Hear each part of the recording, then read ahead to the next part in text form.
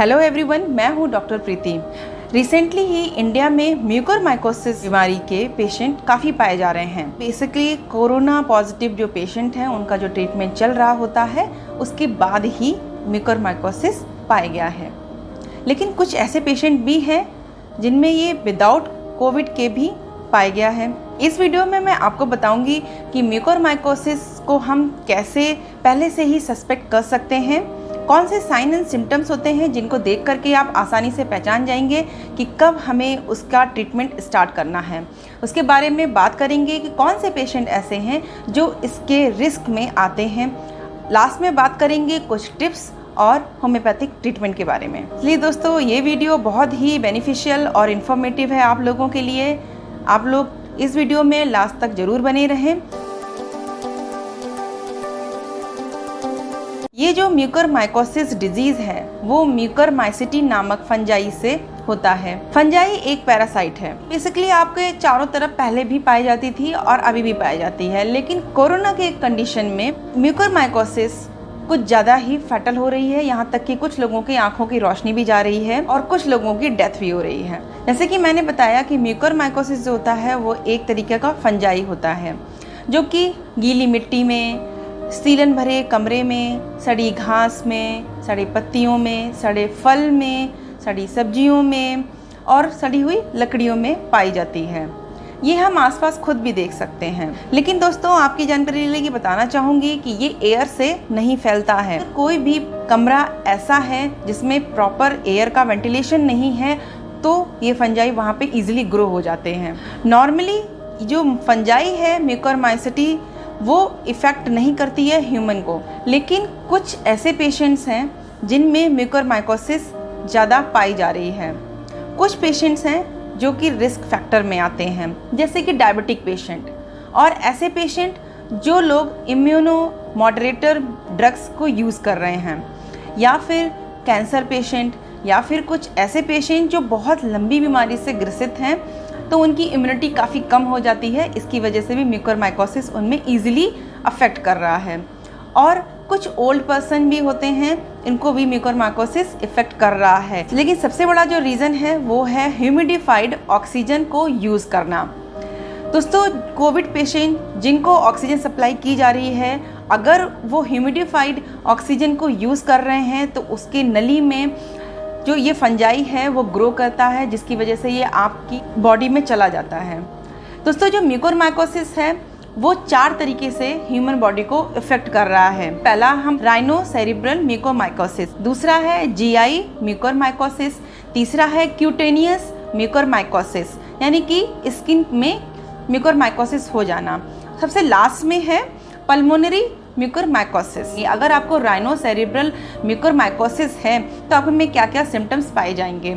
इसमें हो सकता है आपको सिर में दर्द हो सकता है, आँखों के चारों तरफ भी दर्द हो सकता है, एक साइड फेस के एक साइड में आपको स्वेलिंग मिल सकती है और कभी कभी टूथ यानी कि टीथ में भी दर्द मिल सकता है। अब बात करते हैं कि जीआई म्यूकोरमाइकोसिस यानी कि गैस्ट्रोइंटेस्टिनल म्यूकोरमाइकोसिस कैसे अफेक्ट करता है। इसमें हमें क्या क्या सिम्टम्स दिखाई देंगे, जैसे लूज मोशन हो सकते हैं, मोशन के साथ आपको ब्लीडिंग हो सकती है, पेन रह सकता है लोअर एब्डोमेन में, गैस्ट्राइटिस एब्डोमेन में रह सकती है, टेंडरनेस रह सकती है यानी कि हैवीनेस आप फील कर सकते हैं, वॉमिटिंग हो सकती है ब्लड की। अब बात करते हैं पल्मोनरी म्यूकोरमाइकोसिस। पल्मोनरी जैसे कि नाम से पता है लंग्स, अगर लंग्स में ये पहुंच गया होगा तो ऑब्वियसली इसके जो सिम्टम्स होंगे वो लंग्स से यानी कि रेस्पिरेटरी सिस्टम से रिलेटेड होंगे। आपको सांस लेने में प्रॉब्लम हो सकती है। दूसरा चेस्ट पेन भी हो सकता है, साथ में फीवर भी रह सकता है। जितने भी म्यूकोरमाइकोसिस मैंने आपको चारों बताए हैं उन सब में फीवर रह सकता है, क्योंकि ये एक इन्फेक्शन का ही स्टेज है तो इसमें फीवर भी रह सकता है। विदाउट फीवर भी इसमें सिम्टम्स दिख रहे हैं। अब बात कर लेते हैं क्यूटेनियस म्यूकोरमाइकोसिस। जैसे कि मैंने आपको बताया कि स्किन में कुछ ब्लैकिश से स्पॉट भी दिख रहे हैं, जैसे नोज़ के अराउंड, आईज के अराउंड या लिप्स के अराउंड क्यूटेनियस इन्फेक्शन हो रहा है। दोस्तों अब बात कर लेते हैं प्रिवेंटिव टिप्स के बारे में। जैसे कि अगर कोई भी पेशेंट है जो कोविड पॉजिटिव थे और हॉस्पिटल गए हुए थे, उनको ऑक्सीजन सप्लाई भी दिया गया था, तो आपको करना क्या है जिससे कि उनको म्यूकोरमाइकोसिस ग्रो ना कर सके। उसके लिए आपको करना होगा, जैसे ही पेशेंट वापस आते हैं घर पे तो उनकी पूरी हाइजीन का ध्यान रखना होगा। जो वो मास्क यूज़ करते हैं वो प्रॉपर सैनिटाइज होना होगा डेली, और उनके हाथ और मुंह को भी वॉश करना होगा अच्छे से साबुन से। पेशेंट जब घर आ जाते हैं तो अगर वो डायबिटिक हैं तो आपको ये भी ध्यान रखना होगा कि उनकी शुगर जो लेवल है वो नॉर्मल रहनी चाहिए। उसके लिए जो भी आप मेडिकेशंस ले रहे हैं वो प्रॉपरली उसको कंटिन्यू रखें, बिल्कुल भी ब्रेक ना करें। और कुछ पेशेंट ऐसे भी होते हैं जो इम्यूनो मॉडरेटर ड्रग्स पे रहते हैं, तो उनकी जो मेडिसिन है वो ज़रूर चलनी चाहिए, कहीं भी ब्रेक नहीं होनी चाहिए। उनका जो रूम होगा वो प्रॉपर वेंटिलेशन वाला भी होना चाहिए और उसमें प्रॉपर धूप भी आनी चाहिए, जिसकी वजह से फंजाई है वो ग्रो नहीं कर पाएगा और म्यूकोरमाइकोसिस के चांसेस कम हो जाएंगे।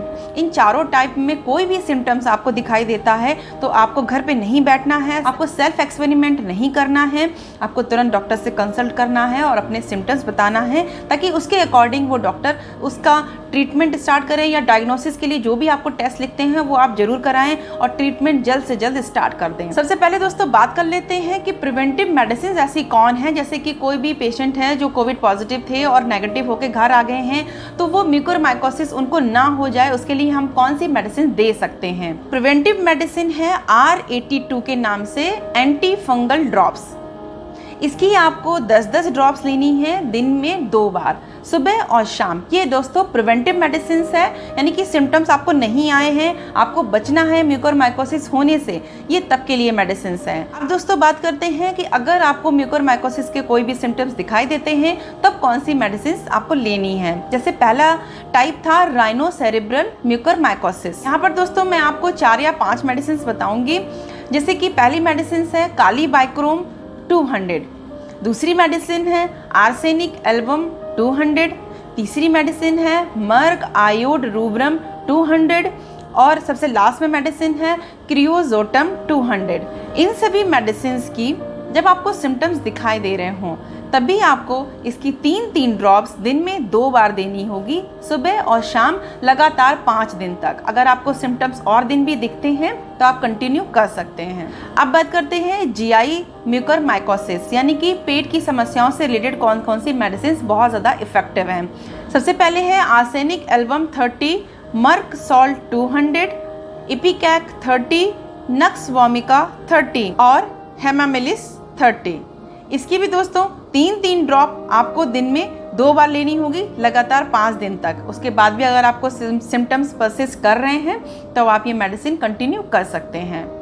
अब बात कर लेते हैं पल्मोनरी म्यूकोरमाइकोसिस, यानी कि लंग्स में अगर इन्फेक्शन है, चेस्ट पेन है या ब्रीदिंग इशू है तो आपको कौन कौन सी होम्योपैथिक मेडिसिन लेनी होगी। अगर आपको सिम्टम्स दिख रहे हैं दोस्तों तो सबसे पहले आपकी मेडिसिन है आर्सेनिक एल्बम 200, फॉस्फोरस 200, एंटिमटाड 200 और bryonia 200।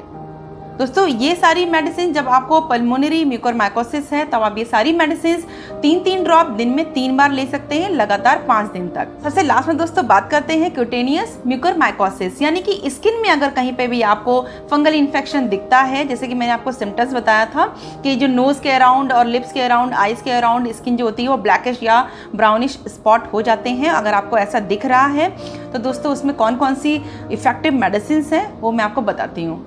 Arsenic album 200, Merc sol 200, anthracinum 200 और सल्फर 200। ये जो सारी मेडिसिन हैं वो आपको क्यूटेनियस म्यूकोरमाइकोसिस में देनी होंगी, यानी कि आपको स्किन में भी कोई भी इन्फेक्शन दिख रहा है तभी आपको मेडिसिन चलानी होगी। आशा करती हूँ कि वीडियो आपको अच्छा लगा होगा। अगर मेरा वीडियो अच्छा लगा है तो इसको लाइक, शेयर एंड सब्सक्राइब जरूर करें और ज़्यादा से ज़्यादा लोगों में इसको शेयर करें ताकि उसके बारे में प्रिवेंटिव मेडिसिन या फिर सिम्टम्स के अकॉर्डिंग मेडिसिन कौन सी हैं वो भी उनको पता चल जाए। इसके अलावा दोस्तों अगर कोई भी प्रॉब्लम है आपको तो आप कमेंट बॉक्स में जाके लिख सकते हैं, उसका मैं रिप्लाई देने की पूरी कोशिश करूँगी। मिलते हैं नेक्स्ट वीडियो में।